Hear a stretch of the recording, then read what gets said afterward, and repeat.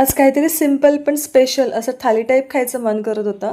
पण वरण भात आणि भाजी ते सगळे पदार्थ नको होते, म्हणून मी विचार केला की मस्तपैकी पुरी, बटाट्याची रस्सा भाजी, आमरस आणि मसाले भात बनवूया. तर हे सर्व पदार्थ मी स्टार ब्रँडचे तांदूळ, गव्हाचं पीठ आणि तेलाचा वापर करून बनवलेले आहेत. तर सर्वात आधी तांदूळ थोडेसे भिजत घातलेले आहेत आणि यांचं गव्हाचं जे पीठ आहे ना, ते व्यवस्थित असं दाणेदार आहे, खूप जास्त बारीक नाही आहे.